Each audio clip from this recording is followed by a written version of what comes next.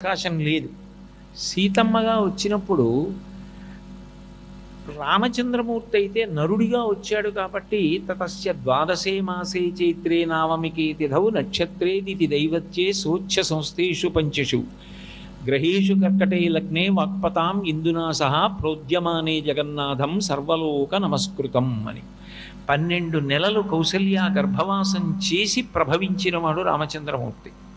అంటే అంత కటిక చీకట్లో అమ్మ కడుపులో ఉండి నరుడిగా వస్తే తప్ప రావణ సంహారం కాదు, నరుడి గొప్పతనాన్ని లోకానికి తెలియచెయ్యాలి కాబట్టి తాను నరుడిగా రావడానికి అట్లాగే గర్భవాసం చేసి వచ్చాడు. మరి సీతమ్మ అట్లా రాలేదు. ఆమె అయోనిజ.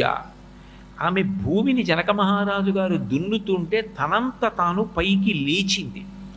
కాబట్టి ఆమె మనుష్యకాంత కాదు. ఆమె యొక్క అవతార ప్రకటనమునందు తన యొక్క దివ్యత్వమును ఆవిష్కరించింది. నేను నరకాంతను కాను అని ఆమె స్వయంగా ప్రకటన చేసింది. జనక మహారాజు గారు ఆమెను కుమార్తెగా స్వీకరించాడు అంటే ధర్మము చేత కుమార్తె అయింది. అందుకని ఆమెను పెంచి పెద్ద చేశాడు. కానీ నిజానికి ఆమె నరకాంత కాదు. నరకాంత కానిది నరుడిగా నడుస్తున్నటువంటి పరబ్రహ్మానికి ఇల్లాలయ్యింది. ఇప్పుడు ఆమె ఈ అవతారంలో రామచంద్రమూర్తికి మహోపకారం ఒకటి చెయ్యాలి. ఆ మహోపకారం ఏమిటి అంటే రావణాసుర సంహారమునకు ఆమె రామునకు తోడ్పాటు కావాలి. ఈ ఒక్క అవతారంలోనే సీతమ్మ యొక్క తోడ్పాటు అంత అవసరమైంది భగవంతుడికి.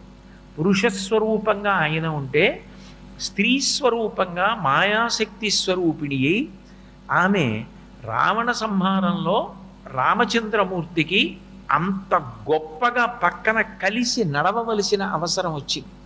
అందుకే ఆమె రామాయణంలో కొన్ని చోట్ల మాట్లాడిన మాటలు నేను నరకాంతను కాను అన్న విషయం స్పష్టంగా ఆమె అర్థమయ్యేటట్లు చెప్తోంది అని తెలుస్తుంది.